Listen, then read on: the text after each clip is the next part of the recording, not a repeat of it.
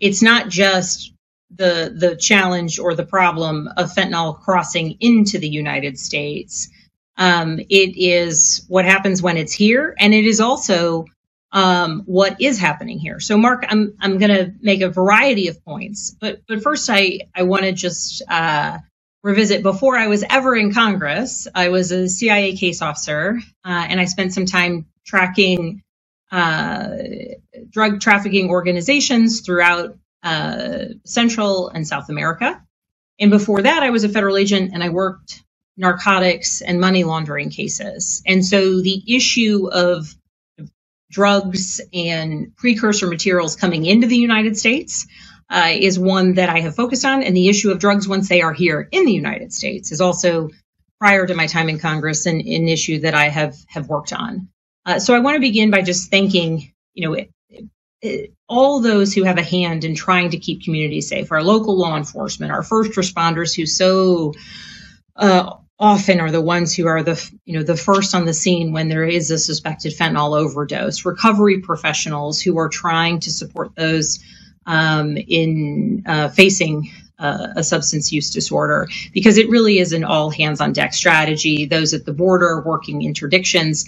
And so a couple things. So Mark talked about the issue of fentanyl being manufactured here in the United States, and it not just being the what's coming in question. And he's very, very right. So in some cases, it is precursor materials that are coming into the United States. In some cases, it is fentanyl that will ultimately be used to lace something else. And so tracking and knowing where those precursor materials are, whether they are ultimately being used for the manufacturing of fentanyl in Mexico or anywhere else in the United States, is extraordinarily important. And then once that fentanyl is in the United States, in either of those scenarios, being able to detect where it might be and being able to go after those who are not just manufacturing the fentanyl or bringing it into the United States, but then lacing other types of drugs with it. And tragically, we just about anything and everything has been within the drug market has been laced with fentanyl, cocaine, at times marijuana. But a particularly clear challenge for law enforcement is the use of illegal pill presses to make fentanyl-laced counterfeit pharmaceutical drugs.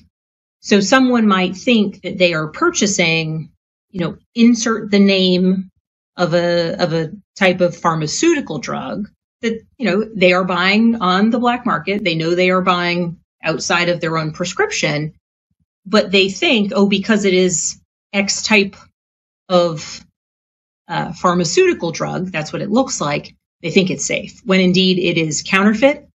And it is laced with fentanyl. And for tragically far too many people, it has been fatal.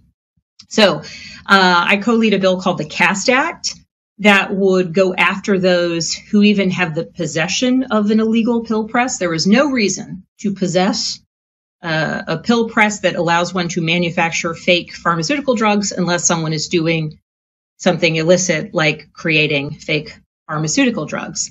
And in fact, I just led an op-ed on Fox News with a colleague, a Republican, Representative Kustoff, if anyone wants to read more about the CAST Act. And we talk about how fentanyl and the ability of those who are pushing fentanyl into our communities to hide it in these illicitly produced, illegal, but also seemingly real counterfeit pharmaceuticals is really dangerous. And we have seen many overdoses in people of all ages, because at the end of the day, they know they weren't prescribed that pill, but it still appears like a pharmaceutical and not what they know to be an illicit drug. So the CAST Act is one thing.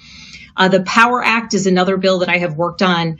And I think, Mark, you're from Stafford, but I worked a lot on this bill with the police department just north of you in Prince William, where among some of the challenges that we're facing is when it appears there's an overdose, it's likely there's fentanyl involved, for law enforcement to be able to detect immediately that fentanyl was involved in that overdose, which is important, not just to kind of understanding what happened in this one person's overdose experience, but also to be able to know, this type of, illicit, counterfeit, posing as a pharmaceutical drug is laced with fentanyl, or cocaine in this community is laced with fentanyl.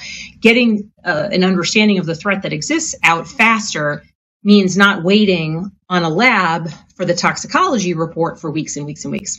So the POWER Act would give law enforcement, local law enforcement, the ability to grant dollars, in fact, to facilitate the purchase of tools that exist, really advanced technologies to do on-the-spot fentanyl detection in a substance.